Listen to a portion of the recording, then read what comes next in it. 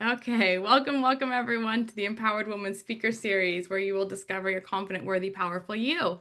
The Empowered Woman Speaker Series is for you if you're ready to believe in yourself, to know your worth, and feel confident in yourself and what you offer the world.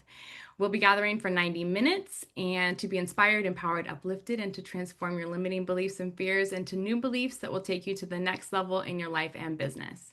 We have some incredible speakers today, and we're going to have to move fairly quickly through everyone to get through everyone by the end and keep us on time. So if you have questions or comments, you can feel free to leave them in the chat section and the speakers can answer them there.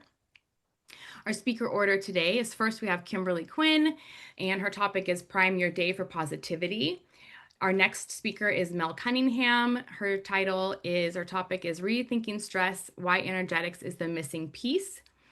I will be speaking next about Out with the Old, In with the Bold, Transform Your Fears into Confidence to Live Your Most Empowered Life. And Wendy Elover will be speaking about Midlife isn't a crisis, it's a crossroads. So it's 3 powerful shifts to create more joy and purpose in your next chapter. We are on Zoom and Facebook Live, so if you're watching on Facebook, if you could please click the share button so that we can reach more women, that would be awesome. And I'm going to drop some links as well into the chat. So you can go to the Facebook page and share. Okay. Sorry, everyone. The little things have been throwing me off a little bit. All right. So everyone, I will go ahead and introduce Kim. If you could please share, go to the Facebook link and share. That would be wonderful so we can reach more people. Kimberly Quinn will be talking about how to prime your day for positivity. As a college professor for 14 years, Dr. Kimberly Quinn taught cognitive psychology and designed a course called Mindcraft, Become the Boss of Your Brain, which has now become the foundation for her professional speaking and consulting business. Minecraft University Minecraft University. Dr. Quinn now speaks across the country on topics related to proactive mind health, educating her audience, businesses, and individuals on how to master a positive mindset. There's also a Mindcraft podcast with a variety of guests sharing stories of personal growth, and a YouTube channel which is focused on topics related to shifting out of negative thought patterns and strengthening new positive neural pathways. Instagram hosts the stress outlet for a 3-minute dose of daily positivity. Dr. Quinn is a 2-time TEDx speaker, woohoo, and a contributing writer for Psychology Today. Amazing. Okay, Kim, I'm going to spotlight you and go ahead and unmute and take it away. Okay, well, welcome, superheroes. I know, when we as women have been conditioned to be everybody's everything, and we're talking about stepping into your power today. So we're going to step into power by stepping into our gratitude. So first up here, you have this gorgeous little ostrich. So a lot of times we think that we just can wake up and just throw caution to the wind, that we don't have any control over our day. It's just not true. And gratitude, not to be woo-woo, because my degree is in cognitive psychology, so this is actually neuroscience stuff today, that we can actually see these brain changes on an fMRI. So, superhero women, we do not have to throw caution to the wind, even with life's things happening out there. We can definitely prime our day to be the best it can possibly be. And the slides are not moving. Um, don't know what to do about that. Hold on one second here. I don't think you're sharing yet, Kim. Oh, that would be why. All right, hold on one sec. That would be why. I forgot we took it off of there. Hold on one second, everyone.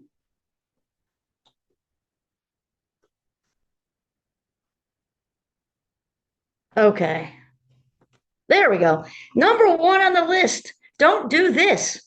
And when I've done this for professional adults in academia and corporate America, you would see that the hands go sheepishly up. And I say, how many of you do this? It's usually 2/3 of the room. And here's the thing, our most impressionable time of our entire day for the mind is the first moments when we're waking up. There is not much worse you can do for yourself than look at your phone before you even get out of bed. So we're going to be like speed dating here. I know we have a lot of time. Okay, and these are also things that I do every day of my life. My phone is in bed in that kitchen drawer right there. the first thing I do when I wake up each and every morning is I say thank you. No other words, just plain thank you. I look out the bay window and there it is. Next, this is quite possibly the most important thing anyone can do. Started out with Marty Seligman, the father of positive psychology. I tapered it. He's actually wonderful. I was on a committee with him. I tapered it so my college students would actually do it. So rather than have the lengthy one, I did just three things. I am grateful for my family. I'm grateful for my golden retriever. I'm grateful that things are getting better for me or whatever. Instead of my family, my golden retriever, things like that. You got to have the words I am grateful for, because we have to train the neurons what to do, just like we would train a toddler, like keep redirecting. No, go this way, go this way, go this way. And we'll get to this towards the end, but it'll take about 21 days, neurologically speaking, before a habit starts to shift, because habits are not made or broken, they shift. Okay, now there's something called a Tetris effect. And I'm sure that you put shapes and colors, kind of organizing them, and it's been found this is a super good read. I used it in my Minecraft class. The Happiness Advantage by Sean Aker is fantastic. So they found that even if somebody plays Tetris for only 15 minutes, 15 little minutes, that person can walk into the grocery store and start to mentally try to put the cereal boxes organized by color or size or whatever, or they walk into their house and try to arrange knickknacks. So this is very important to know, just mentally, what the Tetris effect is, because it can work for us in a positive way with the gratitude journal, or a negative way also, because with our negative thought patterns. Okay, so we can change just by actually also Wayne Dyer's another one who says we become what we think about all day long. I don't know if anything was ever truer. We are the gatekeepers of the mind. And okay, so here we have, it takes on average about 21 days for a habit to shift and stick. Charles Duhigg, that's where this came from. He's the author of The Power of Habit. So I would ask my students, my Minecraft students, after about 3 weeks, because they were doing this every day, every day. And after about 3 weeks, about a handful of hands would just fly up in the air like, oh my God, professor, oh my God. I'm walking around campus. I'm starting to notice the positive more than the negative. And then they have examples. It's because it's a neurological training of the mind. This is all real stuff. I'm not into woo-woo. So now we're going to talk about how we also while we strengthen the positive neural pathways, we can also, by not giving attention to our negative self-talk that we do, it'll start to fade as well. Okay, so you can then you'll find you look in the world of people. Okay, we'll skip that one. Okay, this is also important because we're talking about building the positive neural pathways. Well, here's the wonderful thing. While we are becoming more positive, we can actually simultaneously become less negative by something that's very Darwinian. You can see Charles Darwin up there in the top left, survival of the fittest. Well, that is the same for our neurons. So you see this gentleman snipping the bushes, let's say, like, at least in northern Vermont, it's April. And why do we clip off the dead stuff? We clip off the dead stuff so we can have new growth, right? And so neural pruning, so that's not so good if you took that Spanish in high school and took 3 or 4 years of it and then never used it, because that will get pruned too. But while you're building your new neural pathways, positive neural pathways with your gratitude journal, you are also simultaneously giving less attention to your negative self-talk, and it will gradually fade away, just like when we cut the dead stuff off bushes, because neurons that wire together fire together. And this works like a charm. Another good one. Oh, I forgot to bring my gratitude. Oh, no, I do have it here. Never mind. Okay. So the 20-second rule is research based, and the 20 seconds means this is the amount of time that's key for us to lean into a favorable habit or lean away from an unfavorable habit. Example of unfavorable: dipping into the Oreos at 11 o'clock at night, watching too much TV, video game playing, whatever. Because with the gratitude journal, let's say, for the positive thing, this gratitude journal is either on our windowsill in our bedroom or right on the coffee table where I just pulled it up from. So I literally have to walk past my journal to get out the door in the morning to make my hot tea. So the chances of me writing in it every day are exponentially increased because it's convenient. And this is the 20-second rule times two, because I also keep a pen wedged in here. So think about it. So if it goes past 20 seconds and you either can't find your journal or you can find your journal, but there's no pen in it, after it's 25 seconds, 30 seconds, you're like, mañana. And the minute you cave in to that, or whatever the habit is you're leaning into or out of, it's much easier to cave in again the next day and the next day and the next day. So, and gratitude is the master key to happiness. In fact, it's neurologically impossible if you are 100% in the present moment and thinking a grateful thought to be anxious, because we need to have the thought before we can have the feeling. Okay, here's the 20-second rule on the negative sense with staying away from video games. So what you would do with that, or TV, is put the remote downstairs in your house or out in the garage or in the glove box of your car or something like that. Because if you have to go all the way out of your way to go get it, you might just say, I'll read a book, forget it. And that's another example. Okay, this is something, all these things are things I do every day, which is what I tell my students. I don't ask them to do anything I don't do myself. This gratitude rampage thing is the best thing since ice cream on the cone. You can do it walking, you can do it driving, you can do it anywhere. So that's basically what you do, is throw up for 17 seconds everything you can possibly think of to be grateful for. That the sky is blue, it stopped raining, my partner, the chocolate chip cookies that I forgot I hid in the drawer in the fridge. Just keep for 17 seconds, because 17 seconds is that magic number where we are more apt to keep a thought or to keep a thought. So that's positive, if that's a good thing, hence the gratitude rampage. I usually go a few seconds over 17 seconds just for insurance purposes. And also for negative thoughts, if we are ruminating in all the what if thinking, all the future travel of anxiety, I call it future travel, or all the ruminating, after 17 seconds, it gets much harder to let go of those thoughts. Can we? Yes, of course, with work.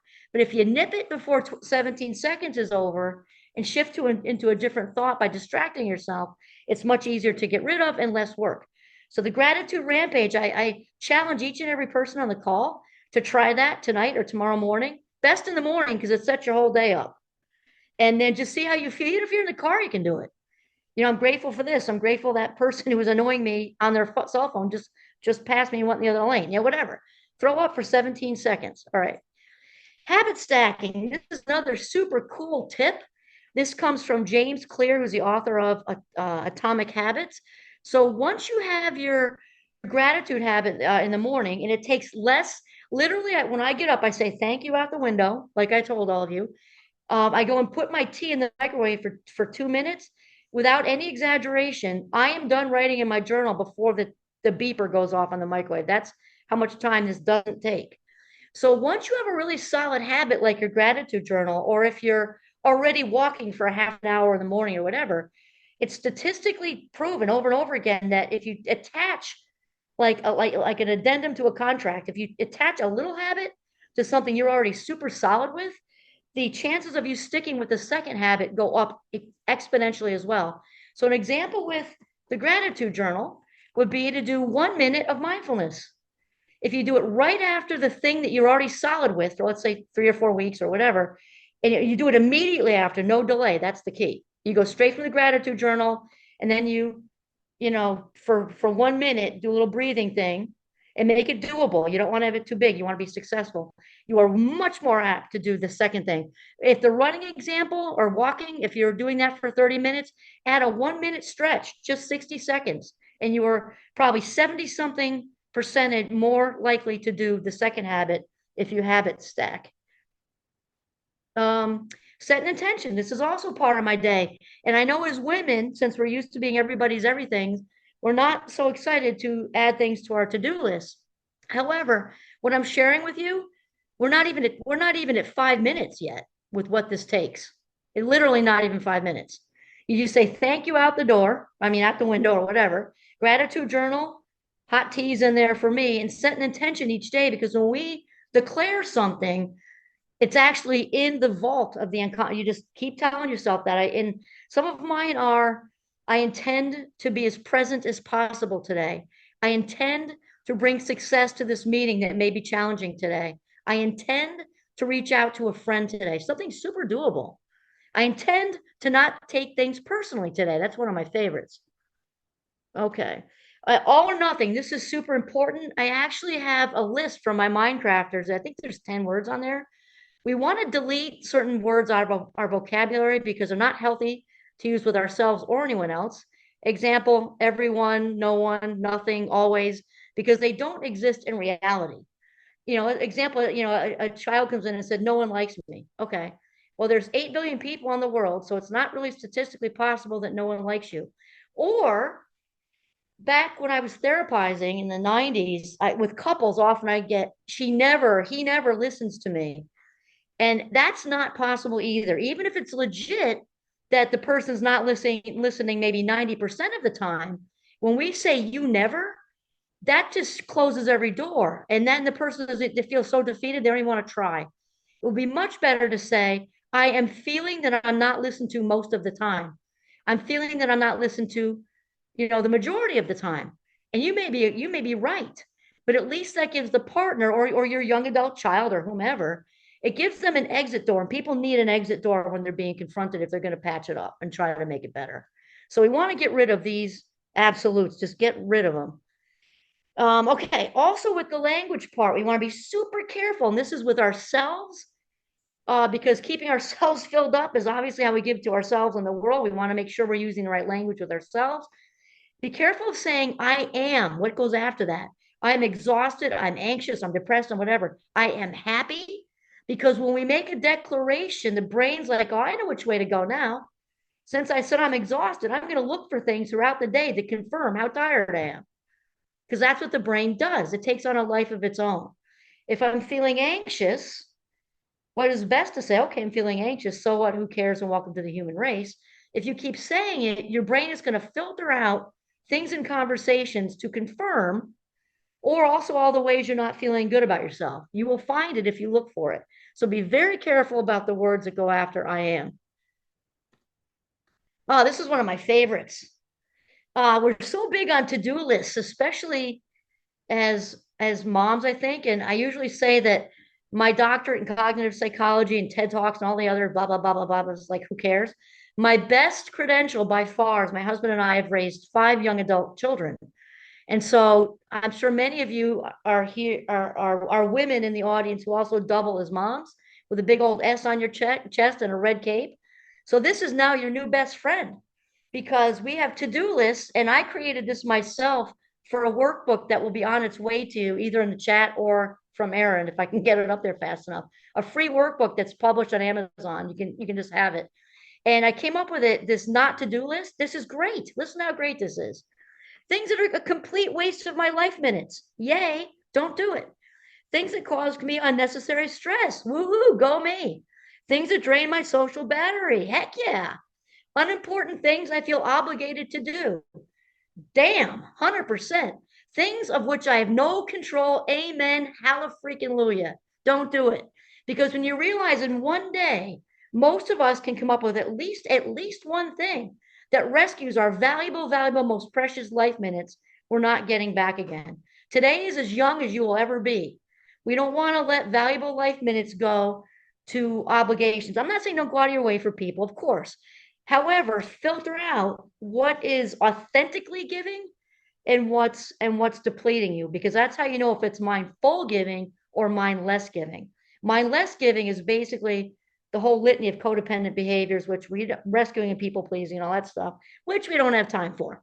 But you can look me up later on my website. We can talk about it. Okay, and then I have here, oh, look, we have a little bit of time. I can add some more. Okay, so I have on here what we practice, we inevitably get better at. And this is one of the reasons I love Aristotle so much, because we kind of know that, if we practice soccer, the guitar, cooking, skiing, whatever, we're going to get better at it. I loved about Aristotle that he said we can practice things like honesty and loyalty and happiness. And lo and behold, because the brain loves patterns so much that we will get better at it. So I have a guitar here for a reason, because anybody who's ever gone, I've gone through a guitar phase. It was a phase, it's over. I can't play a tune on there. But when you first start playing a guitar, we get calluses, right? Because our fingers don't like it. So, it's shortly after this if you stick with it, the calluses disappear and you're playing margarita for your friends, right? Because so the same thing with the gratitude journal, practicing happiness because it is a choice. I didn't have enough time to get into the story with my brother-in-law because it's really, really good, but you can look me up on my website. We can talk about that. So here's the thing is stay with some of these things, the gratitude journal mainly because, and the intentions, because it eventually gets like the losing the calluses and it's less effort, just like anything we practice, it's less effort. So if we have a little more time, I'm going to grab my 3 minutes back. Okay, we're going to go backwards. Okay, so since we have 3 minutes left, I didn't know how long it would take because this presentation is actually an hour or something. So I was trying to cut the high points out for you. So in the beginning, I talk a lot about mindfulness and people get it confused with meditation. You can see it as mindfulness meditation. But mindfulness is basically being in the moment right here, right now, as if your life depended on it. So when we can really learn it, whether you're washing the dishes, whether you're cooking, scrubbing the bathtub, or having five-star sex with your partner, whatever it is, when you just be in the thing that you're doing, this is how we make the best use of our life minutes. And what I would also like to say is with the anxiety thing, is that when we are mindful and grateful simultaneously, it is literally in that moment, in the moment you're 100% immersed in being mindful and saying something grateful to yourself. It is neurologically impossible for you to be anxious in those moments because thoughts come first and feelings come second, and they dictate behavior. So we cannot feel anxious if there's not a thought to cause the feeling. It's not possible from a cognitive perspective. So it's very, very, very, very important to realize that happiness is a choice, no matter what anybody's diagnosed with. And I have a story for that, but we have enough time. So, I have something extra to deal with. I'm a Fast Mind Club member. It's how I prefer to refer to ADHD, is that it's a gift and a superpower. And all of us, you know what? We have a minute and 45 seconds. Let's just do it. This is what I would say to my students when they would say, "Oh, you don't understand. I'm diagnosed with this. It's not my choice. It's na na na na." I would say, here's the thing, if whether you were on track or not, and I think anyone can picture a track meet, right? Well, it's kind of chaotic, lots of colored uniforms, purples and blues and yellows and everything like that. And this wonderful PhD who was doing my brother-in-law's graduation talked about it because he was diagnosed with like three things: dyslexia, anxiety, and one other thing. And he was 60 back then. My brother-in-law was like 55. And he said, you know what? He did this like what was not easy with the bullying and all these things. He said, here's the thing. I have a weight belt under my uniform. Nobody could see. In fact, I had three of them. But you're still in the race. You're waiting for the same gun to go off, and it's still up to you. And it sucks that it might take more effort for some of us with different things that people can't see, differences people can't see, but it's how it is. And so just know that we're all in the race, and happiness is an inside job. It takes choice, it takes courage, and it takes practicing. And so I'm glad I had a few extra minutes because now I'm feeling better about it. So I will look for that link and get that to you. And if not, Erin will give you the gift of my How to Be Mindful in 7 Days and Happier Too workbook. And what a privilege and honor to be here. Thank you all so much. Thank you so much. That was awesome. I'm still trying to breathe deeply after our little hacker interruptions. I apologize, everyone. Him, especially you, speaking.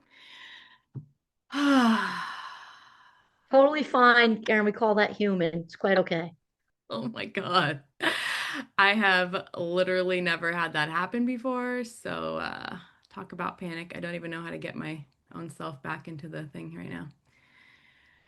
On Spotlight Kim. Okay, there we go. Speaker, me, Spotlight, me. Okay.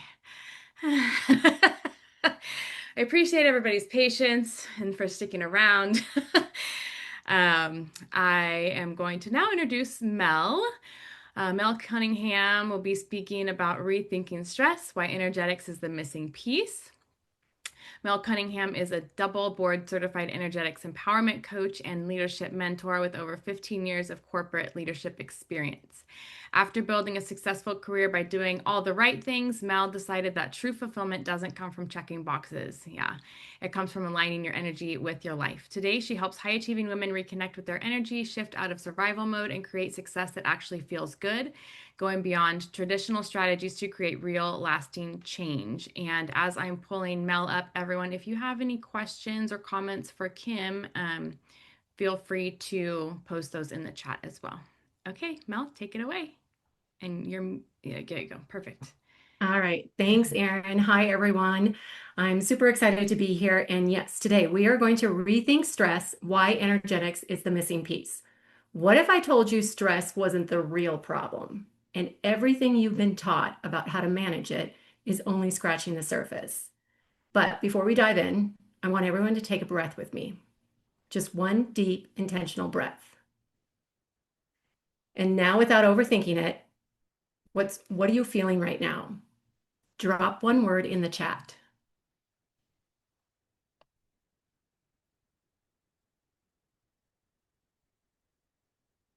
Calmer, focused, calm. Yes, great. Usually, prior to doing that breath, what we usually find is we get, I'm anxious, I'm frazzled, I'm stressed, I'm overwhelmed. And that is really the reality of many high achieving women that I work with. And most women are holding it together on the outside, but yet on the inside, they're exhausted, they're stressed, they're overwhelmed, and they're constantly questioning everything. And they're wondering, like, why do I feel like this? Is this really what it's supposed to feel like? So we've been taught that stress is about checking the boxes, managing your time better, get more done, add in some self-care, think positive, you'll still you'll feel better. But when we do those things, we still feel tired, right? And something still feels off.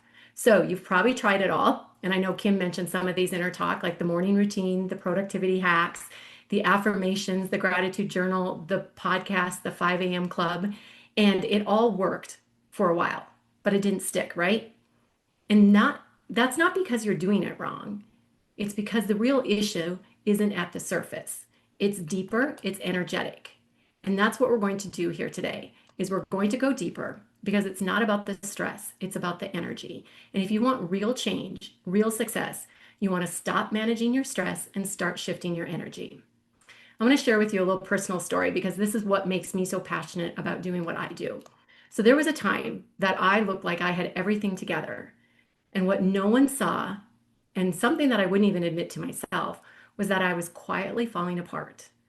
I had survived and built that corporate success. I climbed the ladder, I had the title, I had the income, I had the achievements, and from the outside, I looked successful. But behind the scenes, I was constantly struggling with that pressure to perform, to be seen, and to push through. And I was always testing myself, right? Proving my loyalty, proving my dedication, proving my worth. And I was that go-to person that everyone came to because I could handle anything. And I was praised so much for everything that I could handle. Everyone's like, you go, girl, you can handle it all. And I wore that badge like a badge of honor. I wore it proudly because I thought that's what I was supposed to do. And so every morning I would wake up feeling anxious. I was psyching myself up to perform and just holding it all together. And meanwhile, I was running on empty. I was emotionally and physically drained. I hid it all. Everyone had no idea. And deep down, I hid it because I felt like if I showed any sign of weakness, it would cost me everything. So I smiled, I performed, and I held it all together. And so on the outside, I was winning. On the inside, I was falling apart. And you know what? I told myself this was normal. This is what you need to do. And then everything came crashing down. I lost my job that I had tied my identity to. My relationship ended because I was so consumed by work and I was never present. I couldn't sleep. I was in survival mode and my health collapsed. My body began shutting down. I spent 3 months in bed and I was even too exhausted to stand up in the shower. And all I remember thinking was, but I did everything right. Why does this feel so wrong? Is this what success is supposed to feel like? So I wasn't just burned out. I had lost more than a job. more than a relationship, more than my health. I'd lost myself. And then it hit me. Success is not supposed to seem like survival. And I had a decision to make. And I made that decision that day. Never again. I was never going to live like that again, and neither do you. So, what I learned from this moment was I don't need to do more. I need to reconnect with myself. And I don't have to choose between success and joy. I can have both. So, most people think stress is those external pressures, right? The deadlines, the demands, the to dos. And we've been taught stress is a time issue, it's a performance problem, it's a lack of resilience. So, what do? We try to fix our schedule, we organize our chaos, we do more, we try to do it better, we do it faster, and you do what you think you're supposed to do. And you climb that ladder, you build that business, you raise your family, and yet it doesn't feel the way you thought it would. And so, like me, if you keep pushing it, ignoring it enough, the crash comes. And so, here's the real secret: stress isn't about what's happening around you, it's about what's happening inside you. So, stress is often your body's way of saying you're living out of alignment with what matters to you and who you are. And this happens when you're disconnected from your energy and carrying things that are not yours and numbing out just to keep going. Have you been there? I know I have. And so you don't need to do more. We need to connect to our energy. So when that external success and that internal energy don't match, it becomes a subtle form of stress that no calendar, no meditation app, or no vacation will solve. So here's the part that no one talks about. There's 3 invisible stress patterns that high achievers silently carry. And if you're like most, you're living at least one of these. And I know them all because I carried them all and I wore them proudly. So number 1, overriding your truth. Are you saying yes when you mean no? Doing what's expected, but silently resenting it? Are you smiling through the stress because you should be grateful? These internal pressures create that internal chaos. And these are the energy leaks that go unnoticed until you're running on fumes. Number 2, carrying what isn't yours. Do you ever walk in that room and instantly feel the weight of everyone's emotions? Do you take on the responsibility of things even when nobody asks you to? And do you hold space for others, but nobody holds space for you? Holding it all together is not noble. It's self-abandonment and it's energetic burnout. So I had a client recently tell me that I feel like I have to hold everything together for everyone, and no one really checks in with me. Has anyone experienced that? And another told me the other day, I've built this beautiful life and I feel completely disconnected from it. I don't even have time to enjoy it. And these are all versions that I hear every single day. And this happens when we spend more time managing other people's needs than listening to our own. So number 3, disconnection from your body. Do you push through that tension, the pain, the headaches, the anxiety? Do you say, I'm fine when you're not? And are you moving? You've probably been moving so fast for so long. Do you even know what it feels like to take a pause and to rest? Does any of this sound familiar? And this is what happens when your energy is misaligned. And I'm here to tell you that you can't outplan or outachieve your way out of it. So let's think about our energy like a battery, right? Most of us are walking around with about 10% capacity, 10% left, right? And so most of the time we're constantly charging it at surface level. Maybe we grab that afternoon coffee for that slump. Maybe we create that list. Maybe we're looking for something that creates that, temporary motivation. But if you never plug into that real power source, which is your alignment, your truth, your inner wisdom, you'll keep draining. And energetic stress happens when your battery's drained and your charger's not even plugged in the right outlet. So let's take 30 seconds here because awareness is everything. So I want you to, if you feel comfortable, close your eyes for a moment. And I want you to scan your body from the top of your head to the tips of your toes. Where are you holding tension right now? Maybe it's in your jaw, shoulders, chest. Maybe it's in your gut. Just notice it. Now that's your body speaking to you. Now I ask you to take a deep breath and ask, What am I carrying right now that might not even be mine?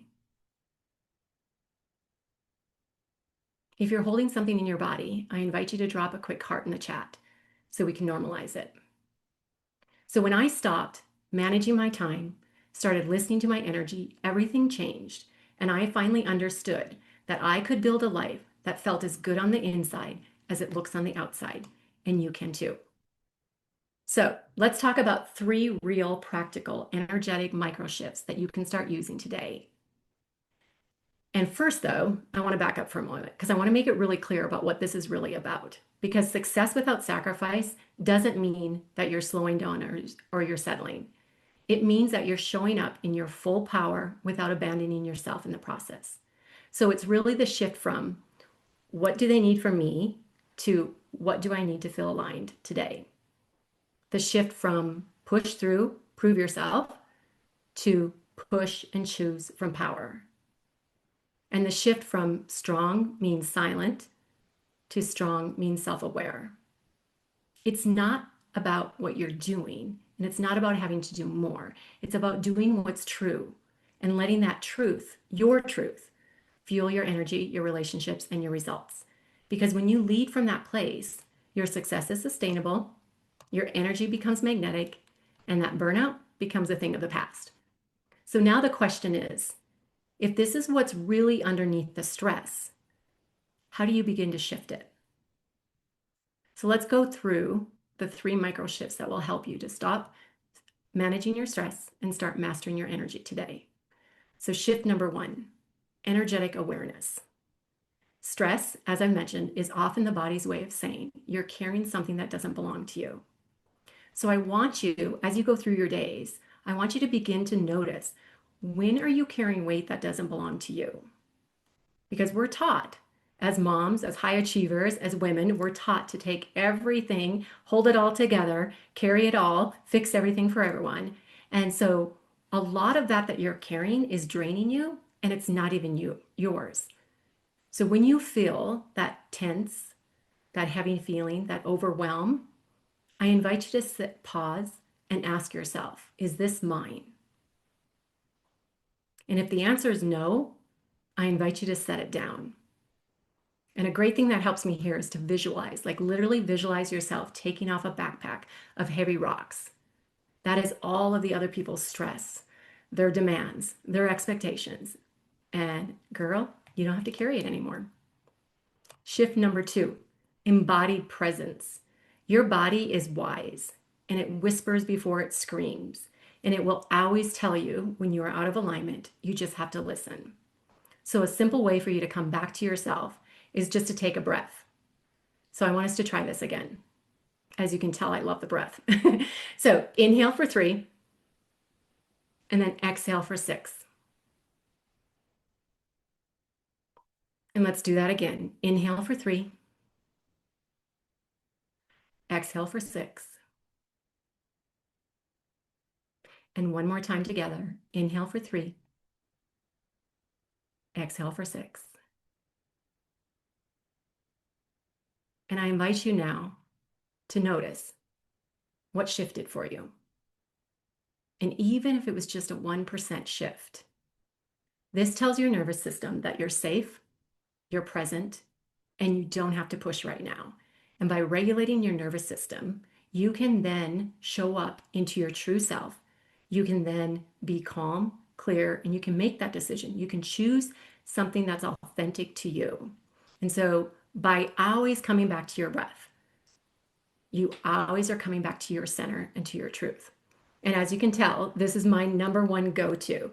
I use this all day long, everywhere. If I'm driving, if I'm getting ready to go into a meeting, it's always about coming back to my center so that I can show up as my true, authentic self. So this always helps to stop the spiral. It stops to, like if we're trying to make a decision and we have all this noise, it always calms that noise for you. So now I want to turn this back to you for a moment. I want you to think about your week. It's Thursday, right? So what's been happening these last 4 days? And when was the last time your body was trying to tell you something and you ignored it? Just think about it. Maybe it was that meeting you pushed through.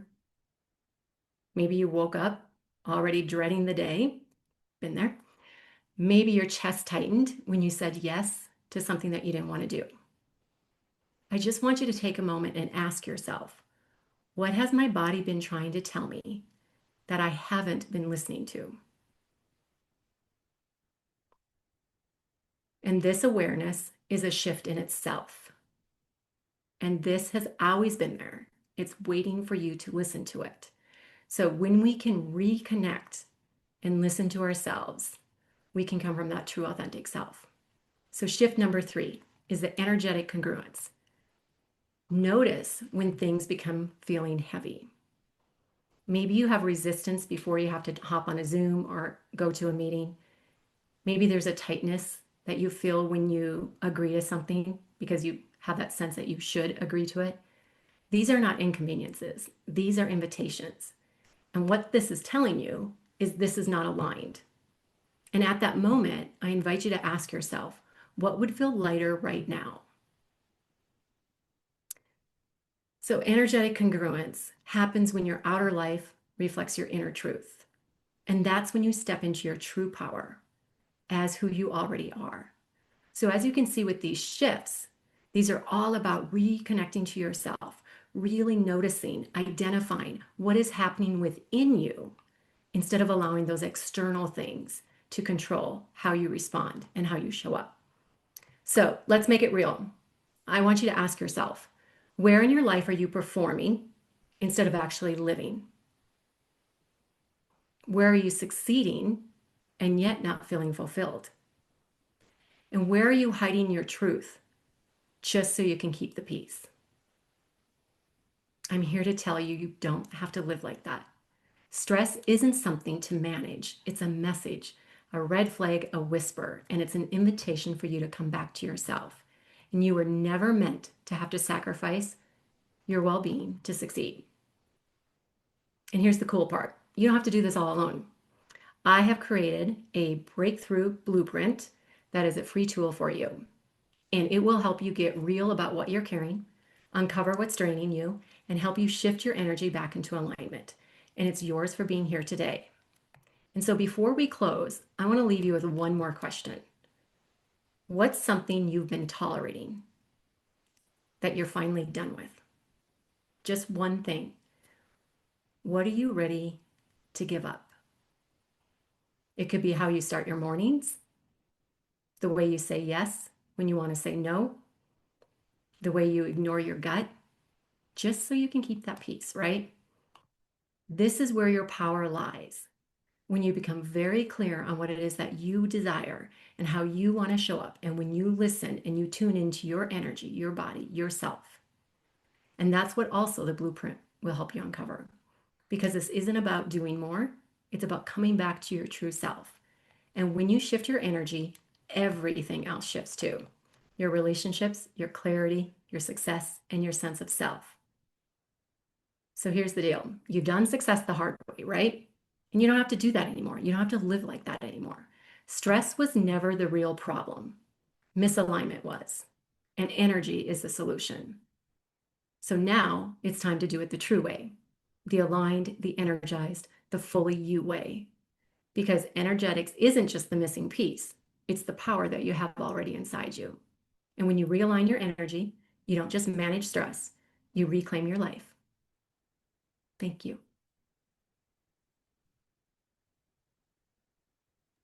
Yay. Thank you so much.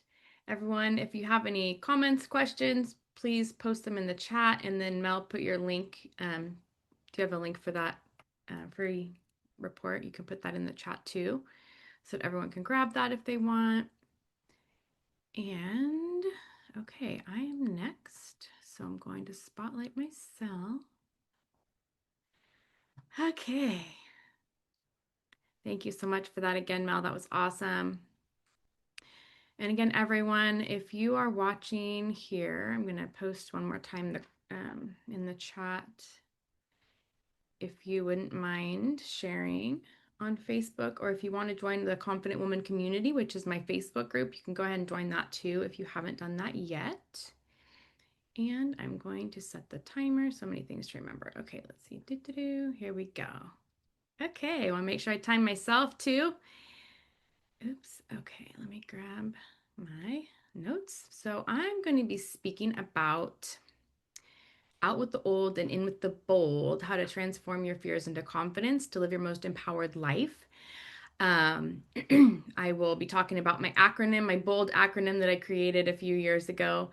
Um, I know some of you know me and my story, some of you don't. So quickly, I will tell my story. I am a confidence transformation coach now, but I used to be very, very shy. My whole life, though, I wanted to make a difference for people. I knew that I was put on the planet for a reason, to make an impact. And so I've always done things to help other people throughout my life, whether that was, a conflict resolution kid on the playground in elementary school, to, helping adults or people in college, spreading love, all sorts of different things like that. But in 2008, after college, I worked in a group home with foster kids. I had gotten a psychology degree in college, so I went to work in the group home for a while. And then at some point, I had been to like a few network marketing parties. I was still really, really shy. I hated speaking in front of people. That was just like my worst nightmare was getting in front of people and speaking. And in 2008, I had gone to some network marketing parties. The woman, as they do, asked me several different times I met her if I wanted to join her team. I said, absolutely not. I don't speak in front of people. No way, absolutely not. And something shifted in me one day, and I decided to say yes. And I knew that I wanted to get outside my comfort zone. I knew I needed to grow my confidence if I wanted to do more in my life. I still didn't know what that was yet at the time, but I joined. And this wasn't like Mary Kay or Tupperware or anything like that. This was actually passion parties.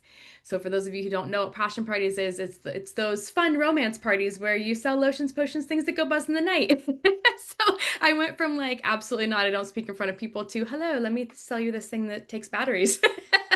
And so I did that for 5 years. It was a massive, massive leap outside my comfort zone, but I knew that I needed to do something different.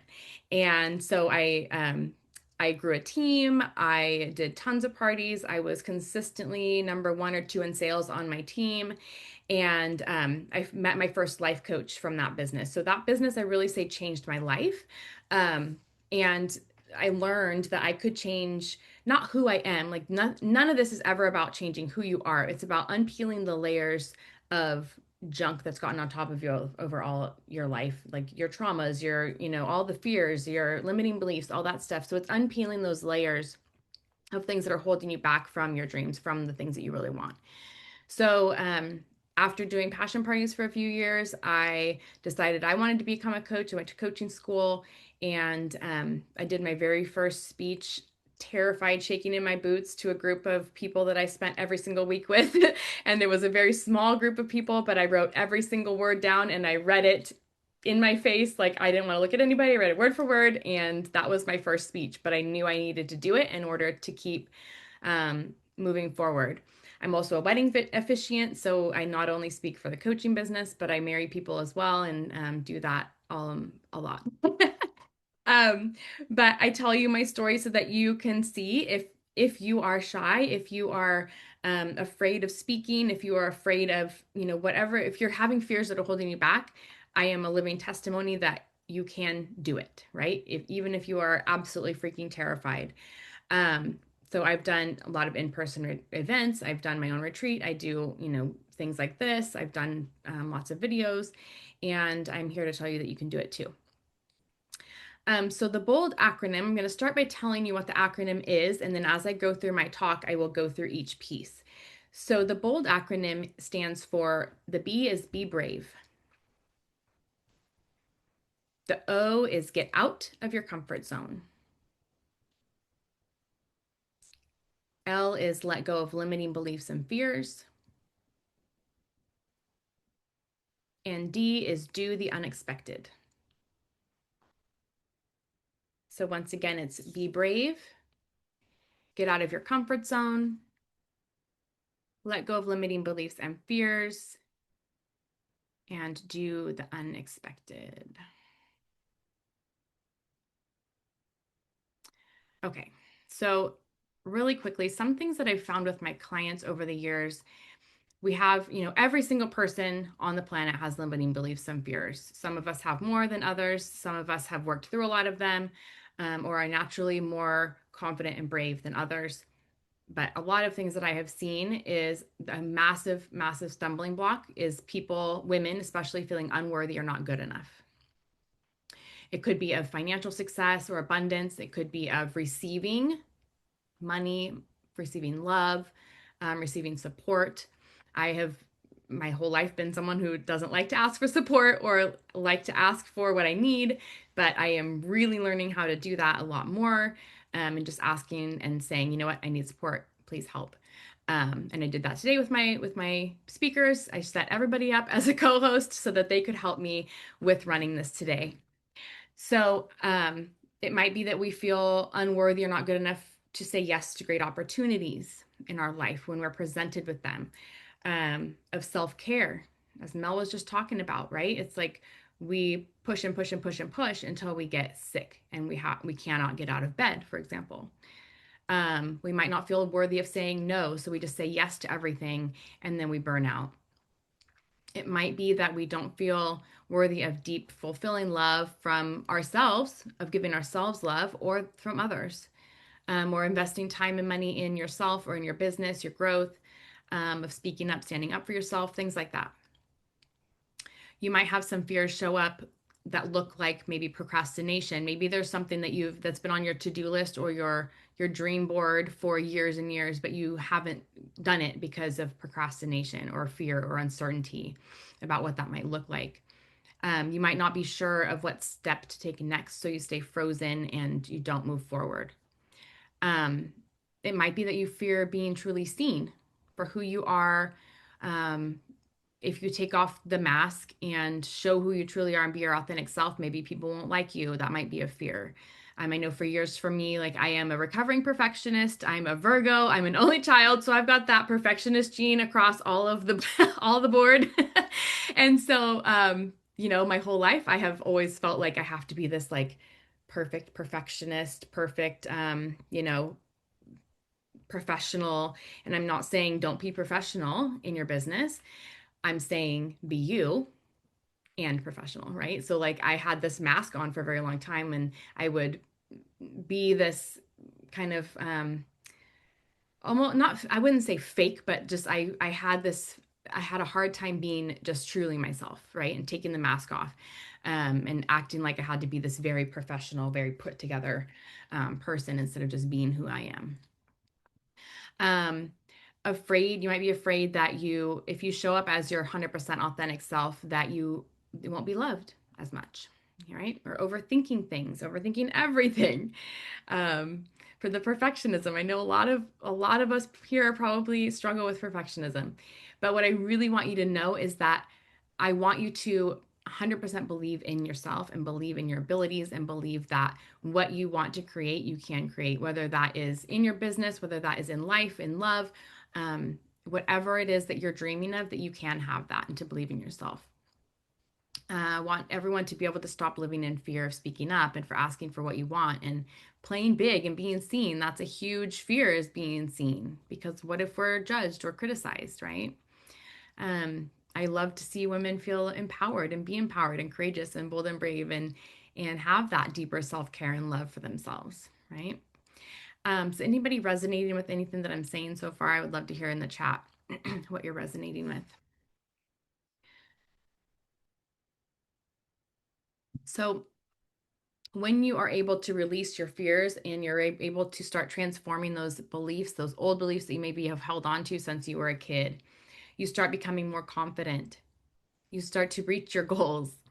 You start to feel more empowered and you start reaching for even more things, right? You start going after more of what you want. You make more money. You create more of what you want with ease and you start being more bold. You start being more confident. You start feeling better about yourself and things just start to kind of flow for you. Fear of being yourself. Yeah. You had to first figure out how to be you. Yeah, exactly. Oh, hi, Charlotte. I didn't know you were here. Yeah, the struggle's real. Yeah, perfectionist. Having let go of plans that might not work, exhausting, not being able to, to flow. Yeah. yeah, that's a struggle too, is like maybe, Michelle, I don't know if this is your experience with letting go of things that aren't flowing, but for me, like if I feel like I have to let go of something that isn't working out, I maybe feel like a failure, like, oh God, I failed at that because I couldn't make that work. But maybe it's not the right thing for you, or maybe it's not the right time, or maybe you just need to shift a few things so that it works a little differently so it flows better for you and you're not like pushing up against it all the time. You're not like grinding at it instead of just like making it flow. Um, okay, so I'm going to tell you about the BOLD acronym. I'm going to go through the steps, and I'm also going to kind of show you how I use those steps in filling my first retreat, which I did in 2019. Um, so number one, be brave in going after your dreams. The first step in being brave is that it requires a clear vision. Okay. And so when I talk about vision, and I teach 2-day vision workshops where we spend literally the entire first day working on what are your limiting beliefs, what are your fears, what are the things that are holding you back, and then we start clearing those things out. We create new beliefs, we create new, um, or we get rid of some of those fears, and I start to help the women believe in themselves more. And then on the second day, we build the vision boards, right? So we spend literally entire day first clearing out some of those old things that are going to hold them back before working on their vision. But one of the things we do is I ask them to ask each other. I pair them up and I say, ask your partner for 5 minutes over and over again, what do you want? Why do you want it? And how do you want to feel? So it really gets them into the feeling of what they want, and it gets them deeper into what do they want and why do they want it. So you can ask yourself that, what do I want? Why do I want it? How do I want to feel? And the more you can get into that feeling place, the more you're going to start attracting those things. The law of attraction is going to kick in and go, oh, she really feels that. She really feels that emotion of the things that she wants, and I'm going to help give it to her. So I started visualizing. I'd been wanting to have a retreat for years. And I actually had it planned, sort of. I tried starting to plan it in 2018. I realized my business and I wasn't quite ready for that yet. So I moved it to 2019 in the summer. And then everyone was like, I really want to come, but it's August and everyone's, getting the kids ready to go back to school and we're on vacation and blah, blah, blah. So I go, okay, August, bad month. So I rescheduled it for a third time, and it worked. And it filled up, and it was absolutely incredible and life-changing for everyone, including myself. But that was part of the being bold and, being brave is I'm going to keep rescheduling, and I'm not going to feel like a failure because I had to reschedule it a couple of times. Right. So I was visualizing having this retreat. I had it in Tahoe. And so I was visualizing, like, what does the house look like that I rent? What does the beach look like? So it had like a private beach in the community. What are we doing? How are we visualizing the ladies laughing and all that kind of stuff. So I was really getting into the feeling of what would it feel like to have a retreat? What would it feel like to be in the room? What would it feel like to have these women literally unpeel these layers in front of me and light up and get rid of some of these beliefs and have breakthroughs in the room, right? So I was really visualizing that. I was getting into the feeling of that. So that was really, really helpful for me to keep going in visualizing what would happen at the retreat and the impact that it would make. So the second thing is getting out of your comfort zone. That's the O in bold, getting out of your comfort zone. So I've taken lots and lots of big, huge, massive leaps, like joining passion parties when I was extremely shy, but I've also taken lots and lots of baby steps, right? So I'm not here to tell you you have to take a big leap, but at least take baby steps, because those baby steps are going to start building your confidence, and it's going to help you to want to take more big leaps. It's going to get you more comfortable for that. Okay. So a couple years ago, I did a contest. I really needed to get some work done in my house to make it healthier for me. And I found out about this contest. It was a fundraiser for the Breast Cancer Foundation. And I got pretty far in the contest. You would win $40,000, among other things, a spread in a magazine as well to promote my business. And I worked so hard, and I ended up getting on TV. Locally, we have a show called Good Day Sacramento, which is very, very popular. And I was on air with one of the this woman who's been on air for 30 years or something. And I got to, talk about my business, talk about who I was, talk about the contest to help raise money. Ended up raising, I think, $10,500 and getting within seconds of the semifinals. But I got within 1% of, hundreds of thousands of women had gotten eliminated, and I was in the top 1%. So because I had that vision of, what I wanted to create and getting back into my business because I'd taken some time off due to health stuff. So I had that vision. I kept it in my head, right? And then for the retreat, I had to get really uncomfortable. So you have to get really uncomfortable when you're getting out of your comfort zone. So I was so uncomfortable, like promoting this retreat, right? I had to pay for a house. I had to rent a house. I knew I had to buy a ton of food to feed all of the women, right? I didn't know if I was going to lose money, if it was going to work out, if I was going to have to cancel. I just kept putting myself forward and I kept getting out of my comfort zone. And there were so many moving pieces, but I filled the retreat in the last week before the event, and it sold out, and it was absolutely incredible because I kept getting outside my comfort zone and forcing myself to, get uncomfortable and keep going. So number 3 is let go of limiting beliefs and fears. And to do that, you have to identify what's in the way, right? Your limiting beliefs and fears are your number one barrier to reaching your dreams. So ask yourself, where have I been holding myself back? Oftentimes when we're not reaching something, it's because it's something between our ears happening, right? It's up in this noggin of ours that is believing that, oh, people aren't going to pay me, I'm not good enough, all the things. So where have you been holding yourself back? Get really honest with yourself about what about me where am I holding myself back? What beliefs am I carrying around that is not helping me to move forward, right? So once you start identifying and breaking through those limiting beliefs and fears, you're really going to be unstoppable. So creating affirmations is important. You can do that. That helps rewire your brain. Hire a coach to support you in discovering what's holding you back. I know that the coaches I've had in my life have really helped me to see, because we can't see our own stuff a lot of times, right? We need somebody to help us point out what our patterns are. Keep getting outside your comfort zone, of course, too. So for the retreat, I had to really believe in myself. I had to trust every day. I was like, okay, I'm trusting it's going to work out. I'm trusting it. Thank you, please, universe. I'm trusting. And I just kept going and going. And I had coaches that were helping me and helping me to keep moving forward and to believe in myself and to believe that it would all work out. So number 4, do the unexpected. Ask yourself, how would I act if I felt confident and bold? How would I act if I felt confident and bold? So think about, how would you act if you were feeling confident and bold? So it might be, I would make some phone calls, or I would start doing Facebook Lives, whatever it is, right? I had a client that came to the retreat. She started being more bold after the retreat, and she was in passion parties, and she was in an in-home business party, right? Or business. And COVID happened, everything shut down. They couldn't meet in person. So she decided, instead of shutting everything down, that she would do Zoom parties. And she had her best year ever in 20 years of business, having online parties that she'd never ever done before. So that was one of her things that she did in being bold, right?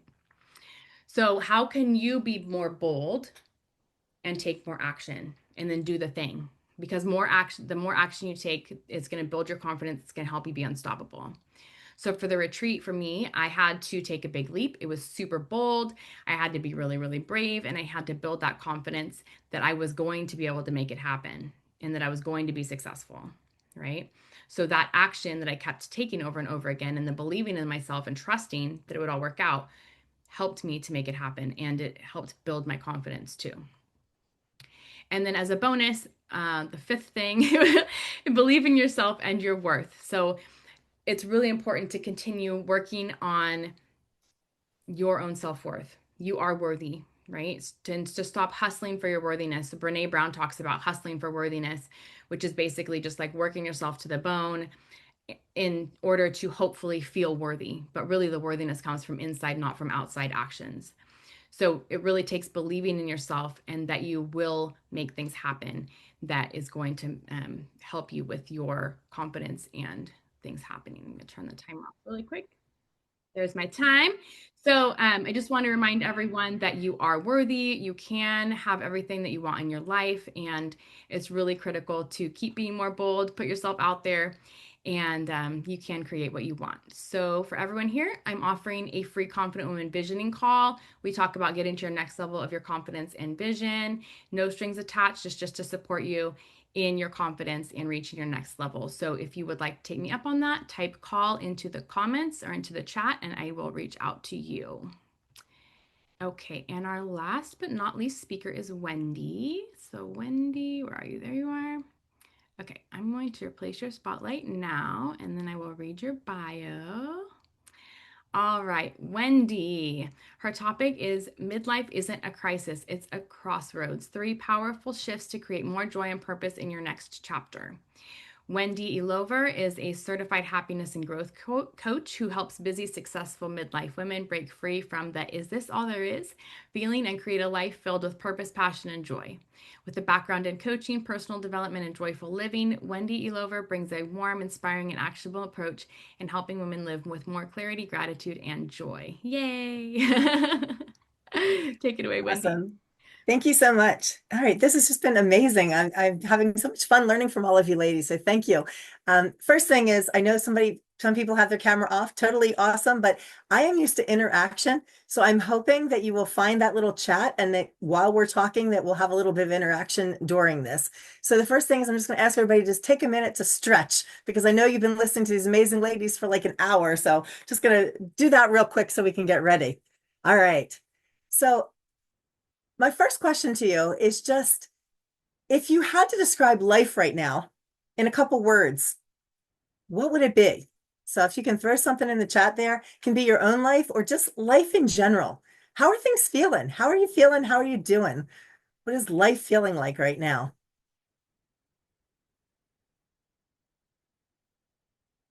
All right, I see typing going on, so I'm going to give you a second there. All right, feeling pretty good. That's awesome to hear. Exciting, amazing, abundant. Well, see, I should have asked this question before you just listened to these amazing 3 ladies, right? Because who can't feel amazing and abundant right now? So that's fantastic. And I love that. Just had very reconnecting trip on my return. Happy to get back to work. Love that. Fantastic. So you took some time off and then you're coming back to it. That's an amazing thing. One of the things that I think is a theme that we've been hearing today is that being a woman in today's world is hard, right? There's a lot. It's complicated. And just to give you a little bit of background on me and sort of how I got into this whole happiness thing and why you should even care about what I have to say today. You know, growing up, I was very lucky that I got to have 2 amazing parents who told me very young that I could be anything, do anything, and have anything I wanted if I just put my mind to it. And if you came from a household like that, fantastic. I am not oblivious to what that unconditional love did for me in an amazing way in my life. However, we all have those crazy brains, right, that take the messages in and then do whatever we think we want to do with them. And in my crazy brain, and it sounds like a couple of other folks on here, that turned into, I have to be everything, do everything, and have everything. Otherwise, I'm not successful. And that was something that I took into my life with me and turned it around and started to started to have a business. I was very lucky, became an entrepreneur, used to fix people's washers and dryers and appliances and learned how to do that. I had a publishing company and did personalized children's books, have done all kinds of crazy things. Even did singing telegrams. If you're old enough to remember when they used to, belly dancing gorillas used to come to your door, that might have been me in that suit if you were in the 1990s or so. Yes. So I had a business. I got married. I got married to a wonderfully patient man who has to be very patient because he's put up with me over 35 years. And I admit I'm a lot. Always got a lot of ideas going. And he's finally learned that he just says yes and agrees with me. And I can't decide if it's because he actually believes in me or because he's just tired and he doesn't want the fight. But either way, we get along great. And we've raised 3 amazingly strong-willed daughters. So that, again, have to be very patient for that. But in doing that, every time I took on a new role, that's a new set of responsibilities, right? It's a new set of things that I have to put on my to-do list, that never-ending to-do list. Is anybody here a to-do list person? Yeah, okay. I see a lot of hands going up.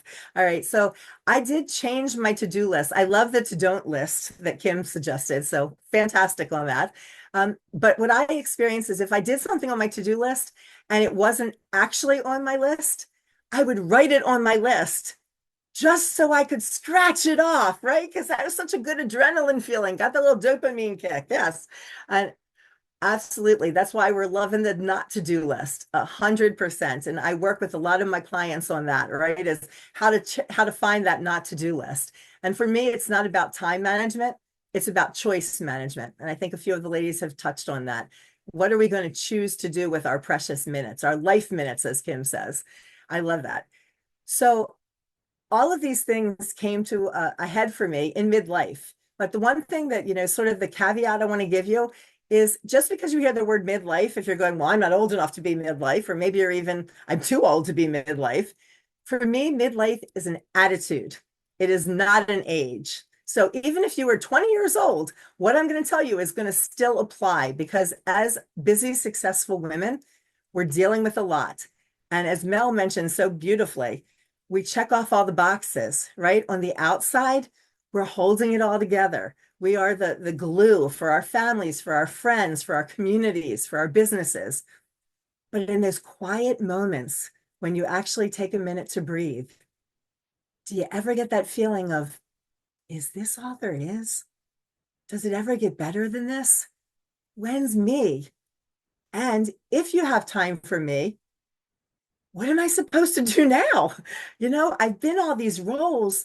Now I don't have all of these roles every minute of every day. What does that mean for me now? Does that mean I'm still worthy? Does that mean that I'm still as important as I used to be? And yes, I saw, Kim, you mentioned the empty nest syndrome or situation. 100%, right? Being a mom, if for anybody who's a mom here, suddenly your role changes when you have adult kids. Excuse me.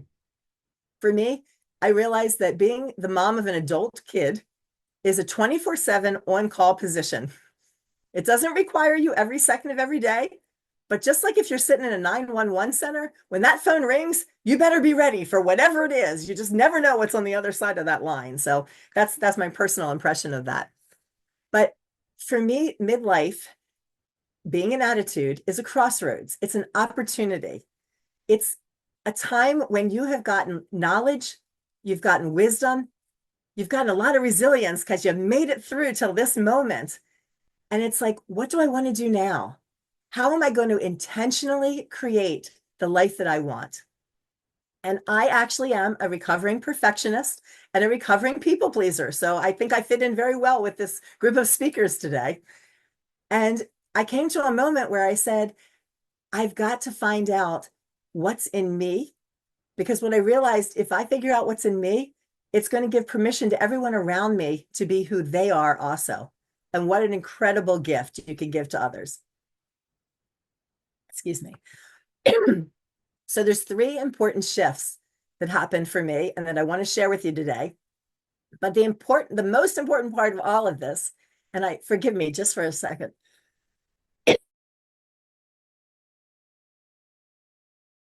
Sorry about that. I drank all my water up while I was listening to all of you. So the most important part of all of this is for you to take action when this is all done. Because if you listen to all of us today, but nothing changes when you leave here, you might as well have done something else with the last hour and a half. So as I've gotten older, especially, I like acronyms because they help me to remember things. So here is my very exciting visual for you today. Peanut butter and jelly.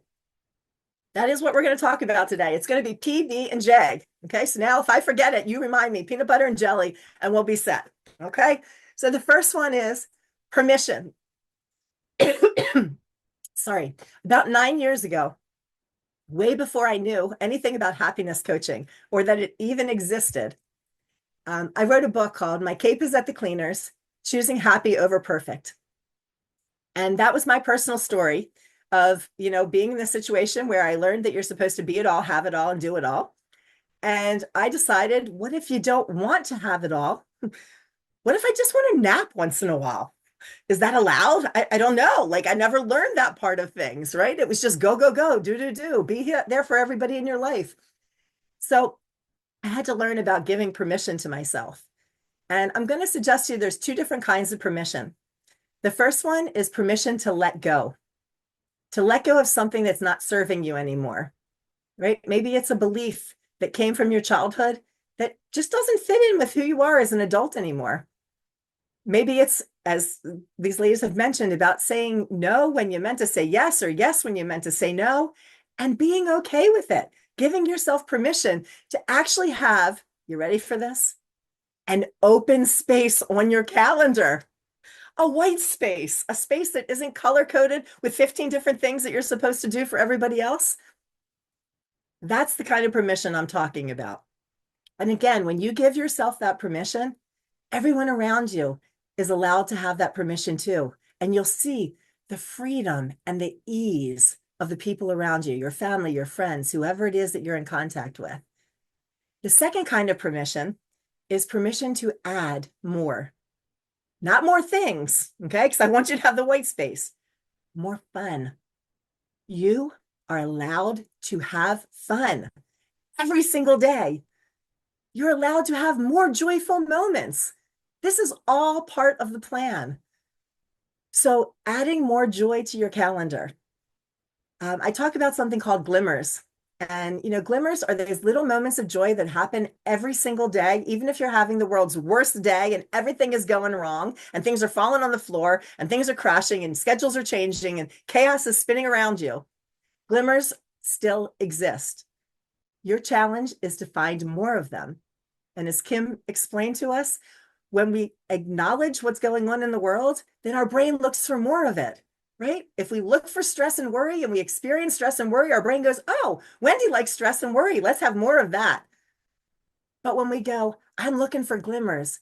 I found a moment when, like, my adult kid texted me a crazy little joke. And I'm like, oh my gosh, she used to laugh at me when I used to send her these memes. And now my kids are sending them to me. How cool is this? For me, my birthday was this week. And I walked down the stairs, and every single birthday, I decorate the house for the kids. I am very extra that way. I believe everybody deserves to be celebrated. So I would decorate with happy birthday signs and shimmery little banners and things. I walked down for my birthday this year, and my kids, my adult kids, had decorated the dining room for me. I didn't care what presents I got. That was my gift, right? There was a legacy there. So that gave them permission to have more joy in their life. So if you can think of something, just small things, right? We're going to do action steps, something that you can give yourself permission to do. You're welcome to put in the chat, or if it's something personal, fine, that's no problem, but write it down if you can. We are so much more likely to do something when it's written down, right? Especially as a to-do person. I want you to put this on your to-do list, but it has to go at the top in the next 24 hours. I want you to do something where you can give yourself permission to either let go or to add some joy. Okay. Now, our PB and J, we're getting back to it. Our second thing is B, baby steps. Now, I know Erin mentioned this about taking baby steps versus giant leaps. I have people come to me and they want to work with me and they go, I want to overhaul my life. I want to change this and this and this and this other thing and another thing. And it's not that you can't do it all, right? You can have all of those things. But I can also tell you that the easiest way to stop yourself in your tracks and stay on the hamster wheel and stay stuck in the life that you do not want to live is to give yourself something that is so big that it's easy to make an excuse why you can't do it. It's too scary. It's too hard. It takes too long. It'll take too much commitment. I can't. I don't have time. Guess what? Baby steps don't work like that. A baby step is something you can, again, do in the next 24 hours. What is one change that you can make? Maybe it's taking one appointment off of your calendar. Maybe it's putting one appointment for yourself onto the calendar. I want you to look at your appointment calendar. Your fun is as important as a doctor's appointment. I guarantee if someone said, I have to change something on the calendar, and you look and you go, I was going to work out, I need to go to the doctor, which one are you going to change first? I want you to think about that and to go, my appointments with myself are just as important. And then our third thing, our jelly, is going to be jump back to jump forward. Now, this one's a little confusing, but joy leaves clues. Okay. I want to do another one of my very, very technologically advanced visuals. Can we all see this box? Okay. When most of us see a box as an adult, to me, the most exciting thing I could think about is maybe it's something from Amazon, right? Maybe it's a treat. But other than that, it's a box. Great. If it's a really good box, we might need to save it, but it's a box. Now, think about how a 5-year-old sees that same box. You hand them that box, they see a train, they see a spaceship, they see so many incredible possibilities. That's what happiness and growth coaching is all about for me. I want every woman that I work with to wake up with that super excited feeling of all the possibilities of the day, all the gratitude that they have in their life, all of the excitement and joy that is possible in every given moment. Again, what's an action step? What is something you loved when you were a kid, when you were a young adult, before all the responsibilities took all of your time and all of your energy? I want you to think about that. And that's something I want you to also put on that to-do list right at the top. And it has to be checked off before you do the 15 other things. I know you need the groceries and I know you need to do the carpool and do all those things. But permission, baby steps, and jumping back to move forward. PB and J. These are 3 things that started me on this journey towards living more joyfully, living less stress, and living less worry, and living more ease. I love the word ease. Can you imagine? We don't want life to be easy. We all know life isn't easy. But imagine if we could face the hard times with more ease in our day, more joyful moments. How amazing. I know Mel had us do that breath in and out. I'm not a breath work specialist, but I want you to feel that just every day, that feeling. How incredible would that be? If any of this resonates with you, I would love to give you my free guide. It is a completely free gift, and it is the 4 proven strategies to instantly increase your daily joy. Now, I'm going to make it super easy because, again, I try to keep my life as simple as possible. So I'm going to paste my website in there.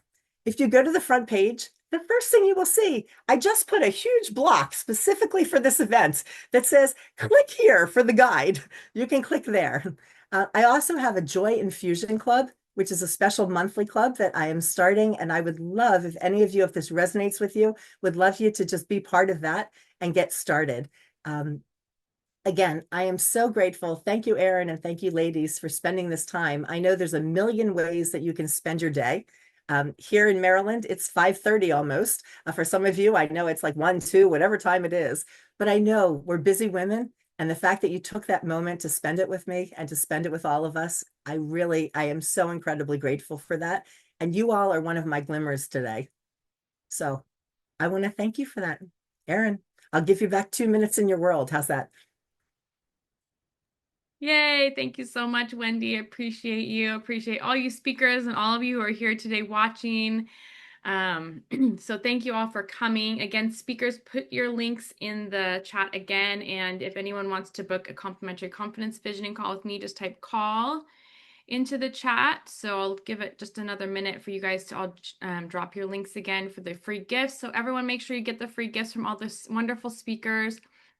And so for next month, if you enjoyed the call today, our next call is going to be July 10th from 2:30 to 3:30 Pacific. So that's an hour later than today. So July 10th from 2 to 3:30 Pacific. And our speaker lineup, another great group of women. Our first speaker, or one of our speakers, is Elizabeth Rosner, aka Dr. Roz, and she'll be talking about leading with love. She has an acronym, LOVE, L-O-V-E. Our next speaker, Jasmine Charchoon, turn what you know into what you into what you do.